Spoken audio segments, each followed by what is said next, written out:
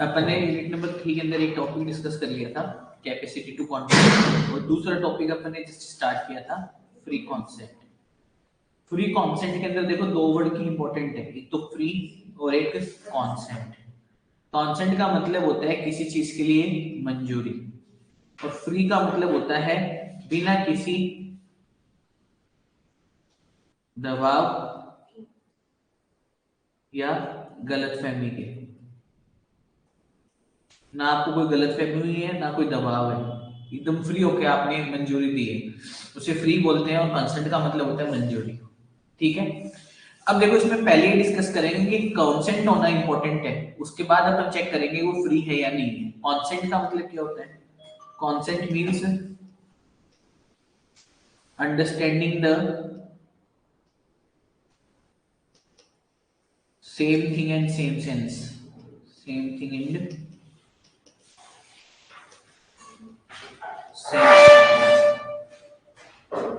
Same चीज को अगर आप सेम सेंस में अंडरस्टैंड कर रहे हो, इसका मतलब तो आपकी कॉन्सेंट है। और अगर ऐसा नहीं है तो इसका मतलब आपकी कॉन्सेंट नहीं है। क्या मतलब इस बात का? जैसे to persons named has A and B were entering into contract.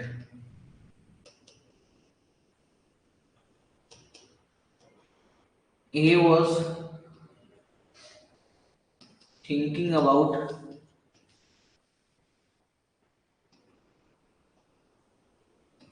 goods placed at Mumbai, whereas B was thinking about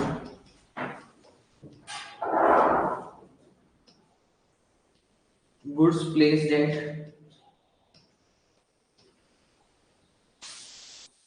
Jaipur. A और बी दो दोस्त हैं, दोनों मिलकर एक कॉन्ट्रैक्ट कर रहे हैं। एक जो है वो मुंबई में जो गुड्स रखे हुए हैं उनके बारे में सोच रहा था, बी जो है वो जयपुर में जो गुड्स रखे हुए हैं उनके बारे में सोच रहा था। अब दोनों अलग अलग चीजों के बारे में समझ रहे हैं कॉन्ट्रैक्ट करते वक्त। ए मुंबई वाले गुड्स के बारे में समझ रहे हैं, बी जयपुर वाले। तो जब दो लोग आपस में कॉन्ट्रैक्ट कर रहे हैं और वो एक चीज को एक ही तरीके से नहीं समझ पा रहे हैं, तो वहां पर कॉन्सेंट ही नहीं। और जहां पर कॉन्सेंट ही नहीं होगा ना, वो क्या होगा? Void ab initio. There can not be any contract, वहां पर कॉन्ट्रैक्ट हो ही नहीं सकता। सब्जेक्ट मैटर जो होता है ना, सब्जेक्ट मैटर का मतलब जिस चीज के लिए आप कॉन्ट्रैक्ट कर रहे हो वो सब्जेक्ट मैटर क्लियर होना चाहिए कि आप किस चीज के लिए कॉन्ट्रैक्ट कर रहे हो। ए चीज के लिए, बी चीज के लिए, सी चीज के लिए, डी चीज के लिए, जो भी चीज के लिए आप कॉन्ट्रैक्ट कर रहे हो ना, that has to be clear. अगर सब्जेक्ट मैटर ही क्लियर नहीं है तो कॉन्ट्रैक्ट कभी भी वैलिड नहीं हो सकता। क्लियर? तो जिस चीज के बारे में कॉन्ट्रैक्ट कर रहे हो, जो कॉन्ट्रैक्ट कर रहे हो, वो दोनों पार्टी कौन? जो भी कॉन्ट्रैक्ट में एंटर हो रही है, अगर वो सेम चीज को सेम सेंस में समझ पा रही है तब तो कॉन्सेंट है। और अगर उनका सब्जेक्ट मैटर या सोच ही अलग अलग है तो फिर वैलिड कॉन्ट्रैक्ट कभी भी फॉर्म नहीं हो सकता। वो क्या है? Void have initio. ठीक है, समझ गए? उसके बाद दूसरा वर्ड है फ्री। कॉन्सेंट फ्री है या नहीं है? कॉन्सेंट फ्री होने का मतलब कि आपने सेम चीज को सेम सेंस में तो समझा है, मतलब कॉन्सेंट तो है, लेकिन आपकी कॉन्सेंट आपने अपनी मर्जी से दी है या किसी दबाव में आके या गलत फहमी के चलते दी है, उसे अपन बोलते हैं कॉन्सेंट इज नॉट फ्री। अगर फ्री कॉन्सेंट होती है ना तब तो कॉन्ट्रैक्ट वैलिड होता है, और फ्री कॉन्सेंट नहीं होती तो चार केसेस में कॉन्ट्रैक्ट वॉइडेबल होता है और एक केस में कॉन्ट्रैक्ट वॉइड होता है, वॉइड एब इनिशियो। कौन कौन से पांच केसेस फ्री कॉन्सेंट में आते हैं? कोर्शन, undue influence,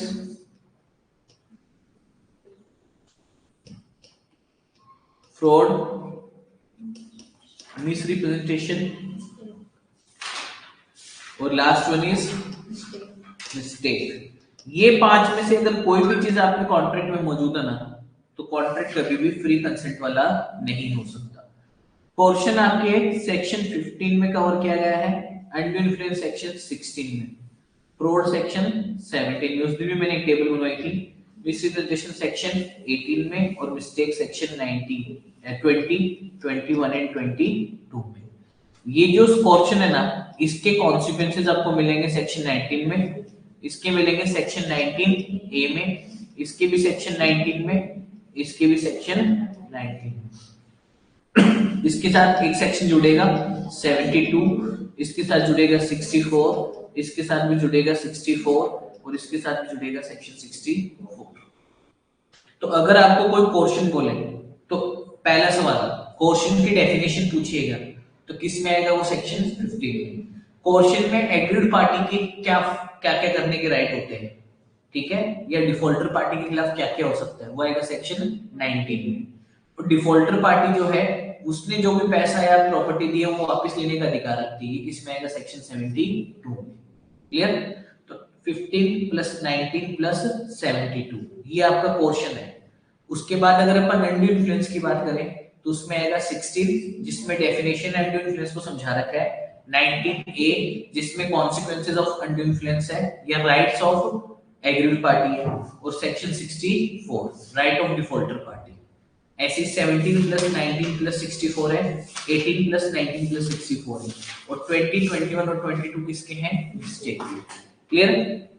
तो ऐसे करके टेबल चार्ट बनती है और ये टेबल चार्ट आपको याद होनी चाहिए। उस दिन मैंने टेबल से भी समझाया था, जब अपना एक टॉपिक पूरा होगा तो फिर मैं वापस आपको वो टेबल बनवा कर दूंगा ताकि आपको ध्यान में रहे।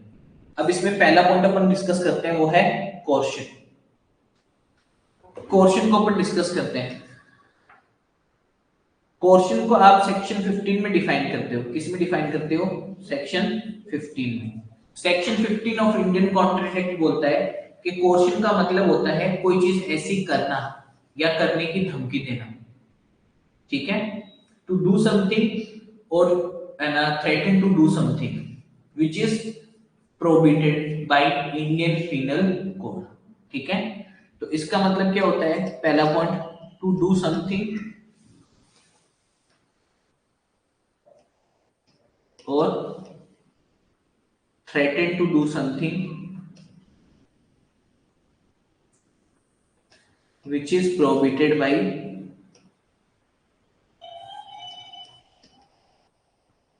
Indian penal code. किसके द्वारा प्रोहिबिटेड है वो, इंडियन पिनल कोड के द्वारा। इंडियन पिनल कोड क्या होता है, जो भी भारत के अंदर जितने भी जुर्म वगैरह होता है ना, ये जो भी है ना कानून के तहत जिन भी चीजों की सजाएं वगैरह मिल सकती है वो इंडियन पिनल कोड के तहत ही होता है। जैसे धारा 302 ऑफ इंडियन पिनल कोड के तहत खून के जुर्म में उम्र कैद या फांसी की सजा हो सकती है, ठीक है। धारा 307 के तहत अटेम्प्ट टू मर्डर के केस में 10 साल तक की सजा हो सकती है। तो ऐसे, ठीक है, अलग अलग तरीके की धाराएं बनी हुई जिसके तहत अलग अलग जुर्मों की सजा सुनाई जाती है, और वो कौन से में कवर किया गया, इंडियन पिनल कोड में। तो कोर्शन का पहला मतलब क्या होता है, टू डू समथिंग और threaten to do something which is prohibited by Indian penal code. Indian penal code ने जो मना किया है वो चीज करना या करने की धमकी देना। जैसे ए ने बी को धमकी दी कि या तो मेरे साथ कॉन्ट्रैक्ट कर लो या मैं तुम्हारे बच्चे को किडनैप करवा दूंगा। अब बच्चे को किडनैप करवाना अलाउड है क्या, इंडियन पिनल कोड मना करता है किसी को आप किडनैप नहीं कर सकते, अगवा नहीं कर सकते। तो वो क्या है, क्वेश्चन। दूसरा पॉइंट क्या आएगा, टू डिटेन और थ्रेटन टू डिटेन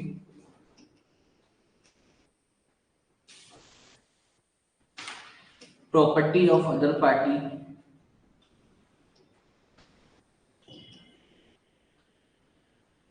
अनलॉफुली,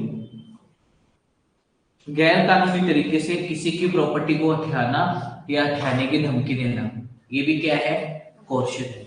ये किसके हिसाब से है, सेक्शन 15 के हिसाब से।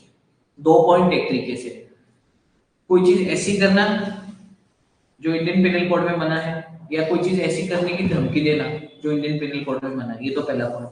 दूसरा पॉइंट कि आपने किसी की प्रॉपर्टी को, डिटेन का मतलब होता है हथिया लेना, कब्जा कर लेना एक तरीके से, ठीक है। टू डिटेन मतलब किसी की प्रॉपर्टी आपने रख ली या रखने की धमकी दी है, और वो क्या है, अनलॉफुली। आपने अनलॉफुली, अगर आपके पास कानून के मुताबिक राइट था किसी की प्रॉपर्टी को लेने का, फिर आपने वो प्रॉपर्टी ली, तब वो अनलॉफुल नहीं है। आपने किसी की प्रॉपर्टी गलत तरीके से कानून के खिलाफ जाकर या तो हथियाई है या हथियाने की धमकी दी है, तो वो दोनों केसेस किस में आएंगे, कोर्शन में। तो कोर्शन का मतलब क्या होता है, ऐसी कोई चीज करना या करने की धमकी देना जो इंडियन पिनल कोड में मना की है, या किसी की प्रॉपर्टी को गलत तरीके से, गैर कानूनी तरीके से हथिया लेना या हथिया लेने की धमकी देना। इनमें से कुछ भी अगर आपने किया है ना, तो आप क्या कर रहे हो, कोर्शन कर रहे हो। कोर्शन किया क्यों जा रहा है, ताकि सामने वाली पार्टी जिसके साथ आप कॉन्ट्रैक्ट करना चाहते हो वो आपके साथ कॉन्ट्रैक्ट कर ले, इस कारण से किया जाता है। अब पोर्शन के एक दो पॉइंट इंपॉर्टेंट हो रहे हैं, ये तो डेफिनेशन हो गई, इसके अलावा एक दो पॉइंट इंपॉर्टेंट हो रहे हैं जो कि सिग्निफिकेंट है। पहला पॉइंट इंपॉर्टेंट ये है कि ये पॉइंट कि पोर्शन में it is not necessary that parties who are part of contract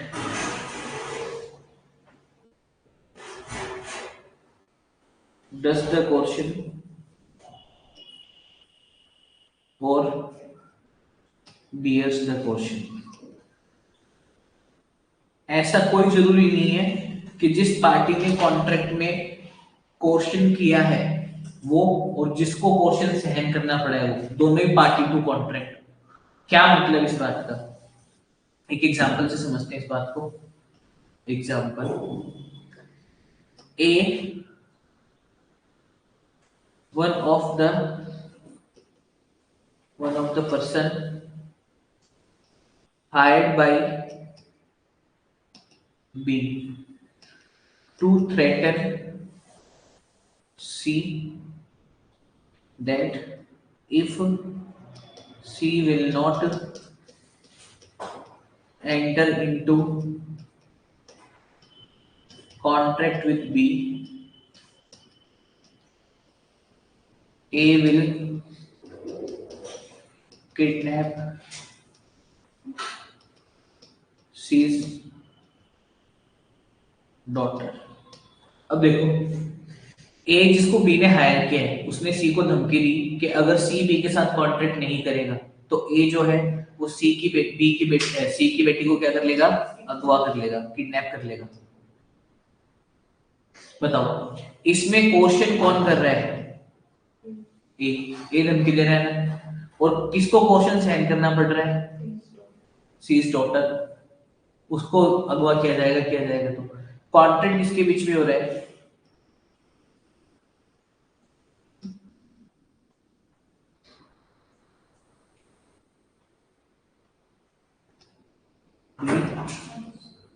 और सी।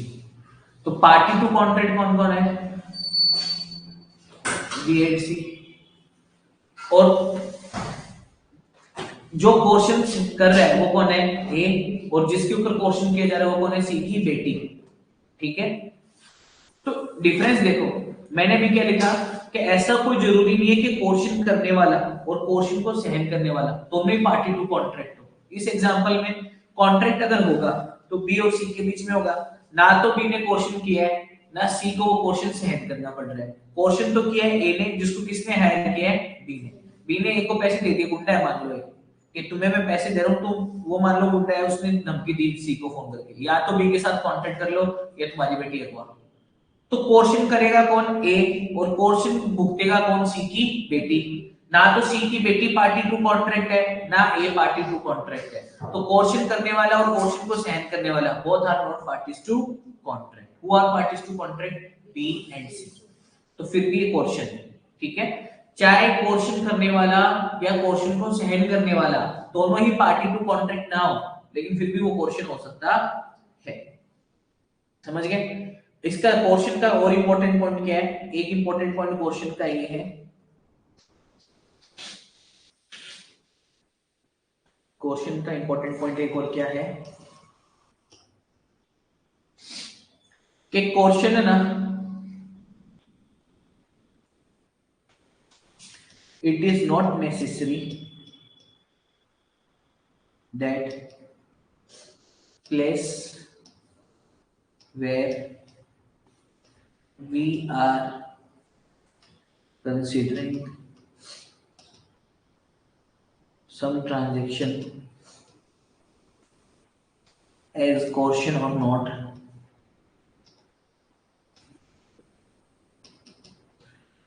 their Indian penal code is applicable or not. Penal code is applicable. ये कोई जरूरी नहीं है कि जहां पर अपन पोर्शन को चेक कर रहे हैं वहां पर इंडियन पिनल कोड लगता है नहीं लगता। मतलब जैसे एक एग्जांपल ले लेते हैं, मान लो आप आंध्र प्रदेश की बात कर रहे हो, आंध्र प्रदेश में कोई ट्रांजैक्शन में आपको लग रहा है पोर्शन है नहीं, लेकिन एक एग्जांपल के लिए बोल रहा हूँ खाली मैं, आंध्र प्रदेश में मान लो इंडियन पिनल कोड अप्लाई नहीं होता। क्या अप्लाई नहीं होता? Indian penal code. तो अगर आंध्र प्रदेश में इंडियन पिनल कोड नहीं अप्लाई होता है तो क्या वहां पर पोर्शन की डेफिनेशन चेंज हो जाएगी क्या? Answer is no. अगर मान लो इंडियन पिनल कोड बोलता है कि किसी को धमकाना, डराना या पीटना पोर्शन है, और ये इंडियन पिनल कोड इंडिया में बाकी सारी जगह अप्लाई होता है, मान लो आंध्र प्रदेश में नहीं होता। मैं सिर्फ एग्जांपल के लिए बोल रहा हूँ, होता है आंध्र प्रदेश में, सिर्फ एक एग्जांपल के लिए बोल रहा हूँ, सिर्फ मान रहा हूँ। तो आंध्र प्रदेश में किसी ने किसी को पीट दिया, तो क्या वो पीटना या पीटने की धमकी देना पोर्शन नहीं है क्या? जबकि मान लो इंडियन पिनल कोड अप्लाई नहीं होता, तो आप भी बोलोगे ना सर इंडियन पिनल कोड यहाँ पर अप्लाई नहीं होता, तो यहाँ पर तो पोर्शन की डेफिनेशन है ही नहीं, तो पोर्शन नहीं हुआ। ऐसा नहीं होता। इंडियन पिनल कोड अप्लाई हो या नहीं हो, अगर आपको पोर्शन की डेफिनेशन पिक करनी है ना, तो किससे पिक होगी? इंडियन पिनल कोड से ही पिक होगी। ठीक है, इंडियन पिनल कोड के मुताबिक किसी को मारना पीटना अगर पोर्शन है, तो आंध्र प्रदेश में हो, चाहे गुजरात में हो, चाहे राजस्थान में हो, चाहे कहीं पर भी हो, वहां पर वो क्या माना जाएगा? पोर्शन माना जाएगा, whether Indian penal code is applicable और नॉट। ठीक है, वहां पर उस एरिया में इंडियन पिनल कोड अप्लाई हो या नहीं हो, अगर कोई चीज इंडियन पिनल कोड के मुताबिक पोर्शन है तो वो वहां पर भी पोर्शन ही मानी जाएगी। पोर्शन में और क्या इंपॉर्टेंट पॉइंट है? एक एग्जांपल और इंपॉर्टेंट है, वो डिस्कस कर लेते हैं। आपकी बुक में भी दे रखा है क्वेश्चन का एक एग्जांपल, बहुत अच्छा एग्जांपल है। एग्जांपल क्या है, ध्यान से सुनना। ए threaten his wife and son to commit suicide if they don't sign release date। अब देखो इसमें कुछ कीवर्ड्स हैं, सुसाइड एक कीवर्ड है, रिलीज डेट एक कीवर्ड है, थ्रेटन एक कीवर्ड है। ये होते क्या है? थ्रेटन का मतलब तो धमकी देना होता है, सुसाइड का मतलब आत्महत्या, रिलीज डेट का मतलब क्या होता है? ध्यान से सुनना। जब आपको किसी व्यक्ति के खिलाफ कोई अधिकार है, हक है, और आप अपने हक को त्याग देते हो, तो उस हक को त्यागने के लिए, उस हक को सैक्रिफाइस करने के लिए, उस हक को छोड़ने के लिए आप जो डॉक्यूमेंट साइन करते हो उसे क्या बोलते हैं? Release date. क्वेश्चन आ रहा है सर।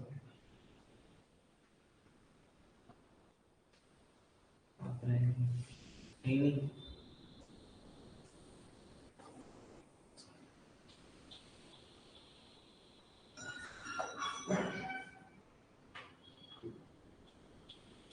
कौन सी क्लास है? अपनी क्लास के। इस क्लास में गुड सोशलिस्ट कहां से आए? क्या से अग्रवाल करके मैंने ये क्वेश्चन पूछा, बाद में देखेंगे। A threaten his wife and son to commit suicide if they do not sign release date.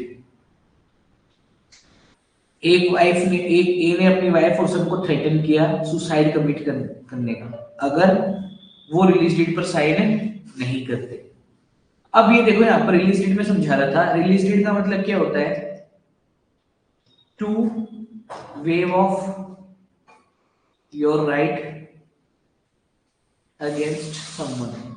किसी के खिलाफ आपको कोई राइट है और आप उसे वेव कर देते हो, वेव का मतलब होता है छोड़ना, waive off some against someone. मुझे आपके खिलाफ कोई अधिकार है, लेकिन मैंने अपने अधिकार को त्याग दिया, छोड़ दिया, जाने दिया, उसे अपन क्या बोलते हैं? वेव। और उसके लिए आप जो डॉक्यूमेंट साइन करते हो ना, जिस डॉक्यूमेंट के थ्रू आप अपना अधिकार छोड़ रहे हो, उस डॉक्यूमेंट को अपन क्या बोलते हैं? Release date. ठीक है, तो ए ने बी अपनी वाइफ और सन को थ्रेटन किया। क्या थ्रेटन किया? कि अगर आप दोनों ने रिलीज डेट पर साइन नहीं किए, मतलब उसके खिलाफ जो अधिकार था, अगर उन्होंने वो अधिकार उसके खिलाफ नहीं छोड़ा तो वो क्या कर लेगा, सुसाइड कर लेगा। अब सवाल ये आता है कि सुसाइड जो है ना, सुसाइड जो है वो कहीं से भी इंडियन पिनल कोड में मना है क्या? Answer is yes. Committing suicide और threatening to commit suicide is a crime as per Indian penal code. वरना तो सब यही करेंगे, कोई बात नहीं मानेगा तो हर आदमी अपनी जान लेने की कोशिश करेगा। ये तो अत्याचार है ना सामने वाले पर, आप उसको गिल्ट में डाल रहे हो कि अगर मैंने हाँ नहीं किया, मैंने ये नहीं किया, तो ये तो सुसाइड कर लेगा। तो सुसाइड की धमकी देकर कोई भी चीज करवाना है, सुसाइड करना कानूनन जुर्म है। तो यहाँ पर जो ए कर रहा है ना वो क्या है, कोर्शन। ठीक है, ये मैं एग्जांपल से समझाना चाहता था। ठीक है, अब सेक्शन 15 समझ में आया क्या आप लोगों को? सेक्शन 15 की की पॉइंट्स क्या क्या है? According to section 15 of Indian contract act, coercion is threaten to do something or does something which is against Indian Penal Code or prohibited by Indian Penal Code। एक सेकंड वेट करना। Hello, हाँ जी, ये अभी तो मैं बाहर आ गया था, आपको 10 मिनट में मिल जाऊंगा। ये व्यक्ति कॉलोनी में है, ये जो एक परख साबुन फैक्ट्री जानते हो क्या? परख साबुन फैक्ट्री,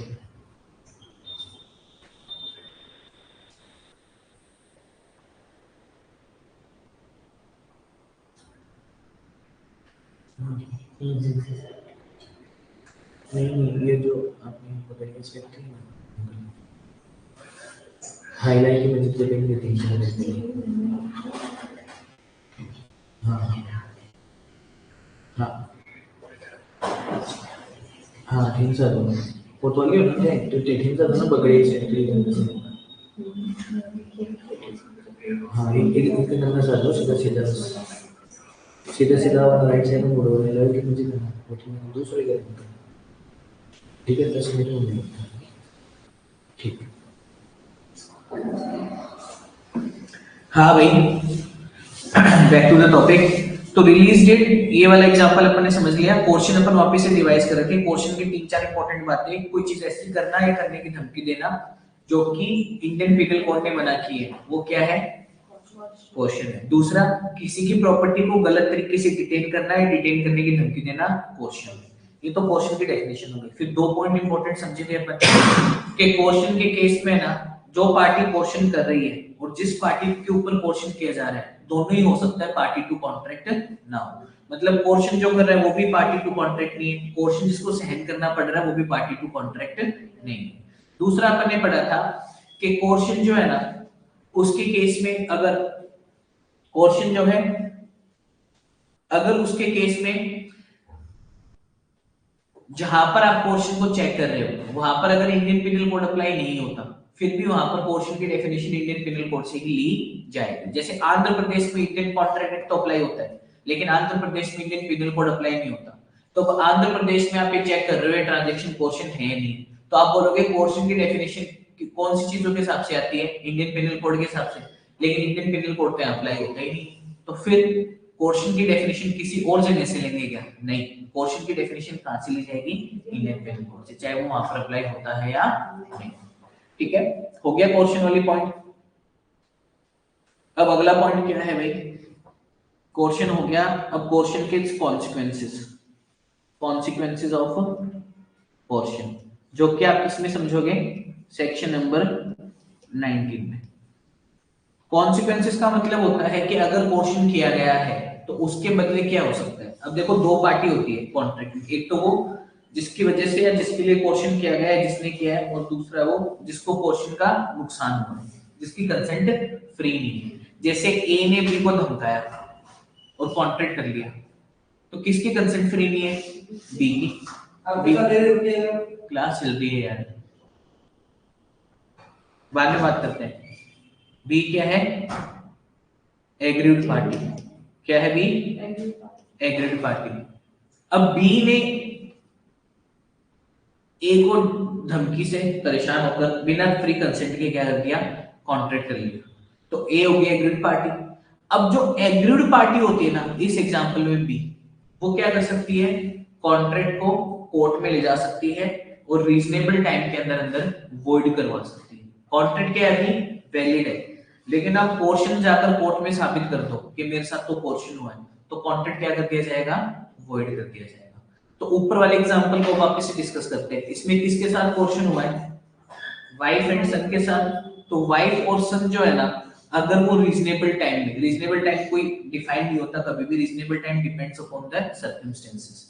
तो वाइफ एंड सन अगर कोर्ट में जाते हैं, वो रीजनेबल टाइम के अंदर अंदर कॉन्ट्रैक्ट को वॉइड करवा देते हैं, क्या साबित करके कि हमारे साथ तो पोर्शन हुआ है, हमने रिलीज डेट अपनी मर्जी से साइन की नहीं है, हमें तो सुसाइड की धमकी देकर साइन करवाई गई। अगर ये वो साबित कर देते हैं, साबित करना पड़ेगा, तो फिर क्या हो सकता है, ये जो रिलीज डेट है ना, इसको वॉइड एब इनिशियो माना, इसको वॉइड माना जा सकता है। वॉइड एब इनिशियो भी वॉइड, वैलिड है कॉन्ट्रैक्ट, लेकिन इसको वॉइड किया जा सकता है with in reasonable time by the agreed party. Agreed party का मतलब जिसको पोर्शन का नुकसान हुआ है, जिसकी कंसेंट फ्री नहीं है। ठीक है, अपन ने पहली यूनिट जब पढ़ी थी तो वॉइडेबल कॉन्ट्रैक्ट छुड़वाया था ना मैंने। वॉइडेबल कॉन्ट्रैक्ट का मतलब होता है ऐसा कॉन्ट्रैक्ट जो है तो वैलिड, लेकिन जिसे एग्रीड पार्टी के द्वारा क्या किया जा सकता है, वॉइड किया जा सकता है। इसको भी अपन वापस वो डिस्कस करेंगे वॉइडेबल कॉन्ट्रैक्ट को। अभी सिर्फ अपन पोर्शन वाले टॉपिक पर आते हैं। ठीक है, समझ गए। तो पोर्शन अगर किया गया है किसी भी पार्टी के साथ, तो वो पार्टी कोर्ट में जा सकती है, रीजनेबल टाइम के अंदर अंदर कॉन्ट्रैक्ट को वॉइड करवा सकती है, ये साबित करके कि उसके साथ पोर्शन किया गया, साबित करना पड़ेगा। लेकिन क्लियर। फिर एक होता सेक्शन 72। सेक्शन 72 क्या बोलता है कि अगर एग्रीड पार्टी कॉन्ट्रैक्ट को रीजनेबल टाइम के अंदर अंदर वॉइड करवा लेती है और अपना पैसा या प्रॉपर्टी वापस ले जाती है, तो जो डिफॉल्टिंग पार्टी ने पैसा या डिफॉल्टिंग पार्टी ने जो भी बेनिफिट दिया था वो उसे वापस दिया जाएगा। जैसे एक एग्जांपल के तौर पर, मान लो मैंने आपको डरा धमकाकर आपकी 1 लाख रुपए की स्कूटी 40,000 रुपए में मेरे नाम करवा ली। ठीक है, कंसिडरेशन है, कंसेंट है, सब है, कॉन्ट्रैक्ट बन गया, लेकिन आपकी कंसेंट कैसी है, फ्री नहीं है। क्यों फ्री नहीं है, क्योंकि आपके साथ क्या हुआ है, कोर्शन। अब आप क्या कर सकते हो, कोर्ट में जा सकते हो, ये साबित कर सकते हो कि मैंने वो स्कूटी डरा धमकाकर आपसे ली है। तो कोर्ट कॉन्ट्रैक्ट को अगर वॉइड करता है तो वो स्कूटी आपको वापस कर देगा, समझ गए। लेकिन मैंने भी कुछ दिया है क्या इस कॉन्ट्रैक्ट में, 40,000 रुपए तो दिए ना, वो मुझे वापस किसकी वजह से मिलेंगे, सेक्शन 72। समझ गए। सेक्शन 72 बोलता है कि अगर कोर्शन एंड मिस्टेक से किसी को कोई पैसा दे दिया गया है तो वो उसे पैसा वापस दिया जाएगा। क्लियर है। तो सेक्शन 15 बोलता है कोर्शन क्या होता है। सेक्शन 19 बोलता है कि कोर्शन अगर किया गया है तो एग्रीड पार्टी क्या कर सकती है। एग्रीड पार्टी का मतलब जिसकी कंसेंट फ्री नहीं है, जिसके साथ कोर्शन हुआ है। सेक्शन 72 बोलता है कि अगर एग्रीड पार्टी कोर्शन की वजह से कॉन्ट्रैक्ट को वॉइड करवाकर पैसे वापस ले जाती है तो डिफॉल्टिंग पार्टी भी वापस ले सकती है अपना दिया हुआ पैसा या बेनिफिट, सेक्शन 72 के मुताबिक। डन। तो यहाँ पर अपना एक सेगमेंट पूरा हो गया।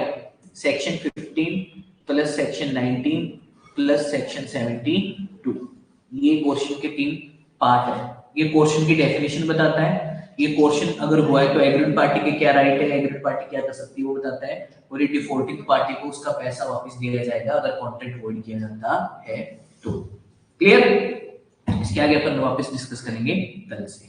ठीक है, कल अपन समझेंगे अनड्यू इन्फ्लुएंस को। कल मिलते हैं, बाय बाय।